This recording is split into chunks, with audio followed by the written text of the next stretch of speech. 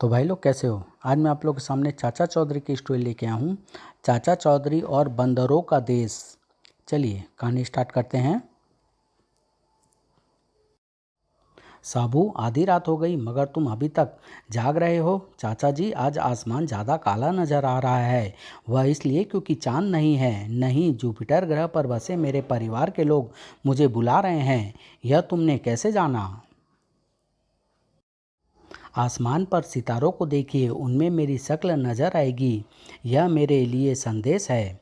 मुझे अपने सगे संबंधियों से मिलने के लिए जाना होगा। लेकिन तुम जुपिटर तक यात्रा कैसे करोगे? अभी तुम सो जाओ, कल सवेरे यात्रा का इंतजाम करेंगे। अच्छा, शुभ रात्रि। दूसरे दिन साबू, हमें प्रोफेसर जॉक के पास चलना होगा। वह हमें अंतरिक्ष में कैसे भेजेगा? प्रोफेसर जॉक एक अद्भुत बुद्धि वाला वैज्ञानिक है। उसके पास अंतरिक्ष यान है। वह रही साइंटिस्ट की लेबोरेटरी। वह शहर के शोरगुल से दूर खुले वातावरण में काम करता है। आओ चाचा चौधरी, कैसे आना हुआ? दोस्त, तुमसे एक काम आ पड़ा है। लो, पहले यह पियो।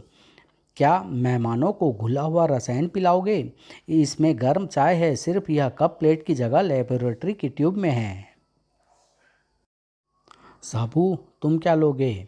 वह सिर्फ लस्सी पीता है। तुम्हारी लेबोरेटरी में वह नहीं है।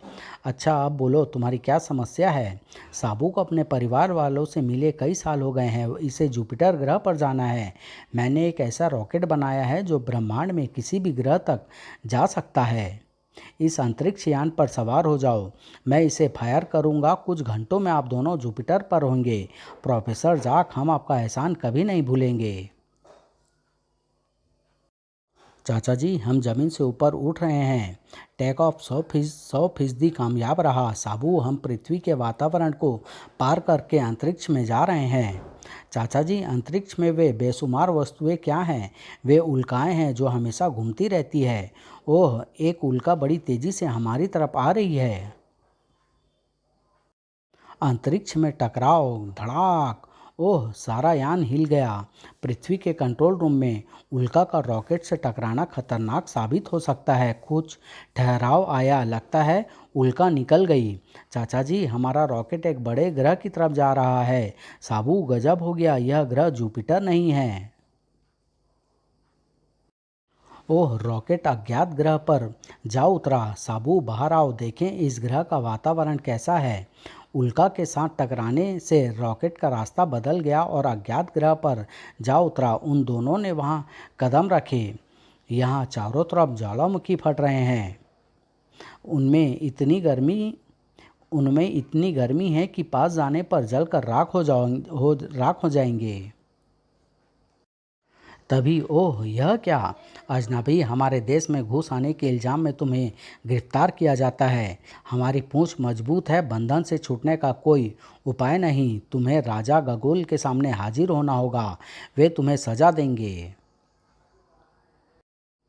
देखो, हमारे जनरल बोजो ने 2 विदेशी जासूसों को पकड़ा। उन्हें मौत की सज़ा मिलेगी। बहन, कल सामूहिक नाच गाना होगा। क्यों? 2 अजनबियों को राजा सूली पर चढ़ाएगा। बाद में जश्न मनाया जाएगा। राजा गगोल, महाराज, ये 2 कैदी तोड़फोड़ करने की नीयत से हमारे देश में घुसे हैं। यह गलत है। हमारा रॉकेट अंतरिक्ष में भटक गया और हमें जबरन यहाँ उतरना पड़ा। साबू, यह बंदरों का देश है। इनको दलित देना भैंस के आगे बीन बजाने के बराबर है। मैं इन दोनों को मौत की सज़ा देता हूँ। कल सवेरे इन्हें सूली पर चढ़ाया जाए। तब तक इन्हें जेल में डाल दो। तुम्हारे वानर राजा ने हमें जेल में डालने का हुक्म दिया था, पर तुमने ऐसा क्यों नहीं किया? यही जेल है। कल तक हम तुमको पूंछ से बांध कर रखेंगे। तब तो हमारे साथ साथ तुम भी जेल भुगत रहे हो। ओह कमबख्त, खुजली मेरा पीछा नहीं छोड़ती। बंदर, तुम्हारे शरीर में जुएं हैं। अगर तुम बंधन खोल दो तो मैं तुम्हारी खुजली का इलाज कर सकता हूँ। लो, बंधन खोल दिया। आहा कुल्हाड़ी। खटाक, छोटे चूहे, मैं तुझे मसल दूंगा। कटाक, बंधन खुल गए। अब भी मेरी ताकत 10 हाथियों की शक्ति से ज़्यादा है। मरने की तैयारी कर लो। धड़ाक। ओह, हो गया तुम्हें मेरी ताकत का अंदाजा? मैं गला घोटकर तुम्हें मार डालूंगा। उसकी कलाई मेरे हाथ आ गई। साबू ने उसे उठा लिया। उसकी पकड़ रीछ की पकड़ से ज़्यादा मजबूत है। धड़। आऊ। अब वह नहीं उठ सकता। वह बहुत शक्तिशाली था। घुसपैठियों को मारो, मारो। और सैनिक आ रहे हैं, मारो, मारो। अगर उन्होंने हमारे रॉकेट को नुकसान पहुंचाया तो हम कहीं जाने के काबिल नहीं रहेंगे। शुक्र है हम यहाँ तक पहुँच गए। अब वे ताकते रहेंगे। पृथ्वी पर रॉकेट चाचा चौधरी और साबू के लिए ठीक दिशा में जा रहा है। जुपिटर ग्रह अब थोड़ी दूर है। जुपिटर की ज़मीन पर हम उतर आए हैं। बहन साया कैसी हो? भाई साबू स्वागत है। बहन माँ कहाँ है? चचा हारो तुम चुप क्यों हो? माँ कहाँ है? तुम घर जाकर उसे खुद देख लेना। माँ मैं आ गया। वह बोल क्यों नहीं रही? साबू तुम्हारी माँ सख्त बीमार है, उसके बचने की उम्मीद नहीं है। इसी कारण हमने तुम्हें संदेश भेजा था कि तुम मरने वाले का आखिरी बार चेहरा देख लो। वैद्य वानी माँ को बचाने का कोई उपाय तो होगा। मैं माँ के लिए कुछ भी कर सकता हूँ। सिर्फ एक उपाय है। दक्षिण की तरफ रानी सानी के एक बाग में एक झरना है। अगर कोई उसका पानी लाकर पिला दे तो मरीज बच सकता है। मगर रानी सानी बहुत जिद्दी महिला है। वह किसी को एक बूंद पानी भी नहीं लेने देती। अलविदा साया, हम उस झरने का पानी लेकर जल्दी लौटेंगे। भाई उस जालिम सानी से होशियार रहना। साबू हमें चलते हुए 2 दिन हो गए हैं। आगे बर्फीले पहाड़ हैं। रास्ता दुर्गम होता जा रहा है। लंबा रास्ता कट गया। यहाँ मौसम अच्छा है। यह रहा रानी सानी का महल। हमें दीवार फांदकर अंदर दाखिल होना होगा। हम अंदर आ गए। अभी तक किसी ने हमें नहीं देखा। यह वही झरना है जिसका चमत्कारी जल मरीज को स्वास्थ्य देता है। तभी अचानक ओह यह क्या? रानी सानी तुमने मेरा पानी चुराया। इसकी सजा मौत है। इस झरने का चमत्कारी पानी सिर्फ मेरे लिए है ताकि मैं इसे पीकर हमेशा जवान रहूं। मगर रानी साहिबा यह पानी हम एक बूढ़ी महिला के लिए ले जा रहे हैं जो मौत से लड़ रही है। यह उपकार है। तुम अक्लमंद लगते हो। मुझे खेल देखने का शौक है।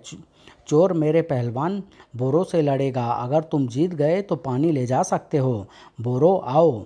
मगर यह नाइंसाफ़ी है। बोरो के पास हथियार और साबु निहत्था। इससे क्या फ़र्क पड़ता है? मरना तो तुम्हारे साथ ही कोई है। सटाक ओह बोरो उसके टुकड़े कर दो। सटाक यह कैसी रही? इसमें सांप की जुबान जैसी फुर्ती और तेजी है। साबू की पकड़ में विरोधी का बाजू आ गया है। अब वह अपना प्रिय दाव धोबी पलटा मारेगा। अर धड़ाक। रानी सानी बोरो मर गया है। पानी ले जा रहे हैं। तुम्हारी बहादुरी ने मेरा दिल मोह लिया है। क्यों ना तुम मेरे साथ शादी कर लो? मैं तुम्हें दुनिया के सारे सुख दूंगी। चाचा जी बोरो को मैंने चित कर दिया मगर इस औरत से जीतना मेरे बस का नहीं। यह काम मुझ पर छोड़ दो। महारानी आदमी खूबसूरत औरत के जाल में जल्दी फंसता है। इसलिए साबू को शादी के लिए रजामंद करने के लिए आप श्रृंगार करें तो अच्छा रहेगा। ठीक है चाचा जी, आपने सानी को ऐसा क्या कहा?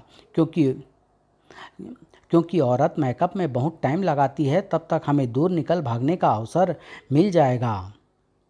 वै वैद्य चमत्कारी पानी बीमार के मुंह में डालता है। बेटा माँ साबू तुम कहाँ चले गए थे? माँ अब मैं तुम्हें छोड़कर कहीं नहीं जाऊँगा। अच्छा मैं पृथ्वी को जाता हूँ। अलविदा चाचा जी।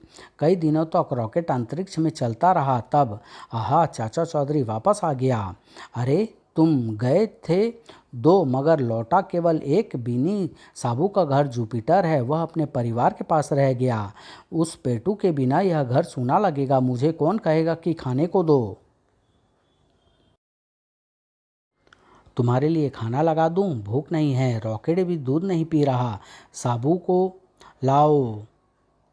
हमें साबू चाहिए, साबू लाओ। मैं कार्टूनिस्ट प्राण से कहकर तुम्हारे लिए नया कैरेक्टर बनवा दूंगा। नहीं, हमें साबू चाहिए। रात होती है, दुनिया नींद की गोद में जाती है। मुझे बाहर रॉकेट के भौंकने की आवाज़ आ रही है। कुत्ते रात को अक्सर भौंकते हैं। आज वह कुछ ज़्यादा ही भौंक रहा है। अच्छा बाबा, जाकर देखता हूँ। साबू, तुम? चाचा जी, आपके बिना मेरा वहाँ दिल नहीं लगा, इसलिए मैं चला आया। चाची, भूख लगी है, कुछ खाने को है? मैंने तुम्हारे लिए 40 आलू के पराठे, 12 किलो हलवा, 5 किलो सलाद, 125 पापड़ और मटका लस्सी का रखा है। समाप्त।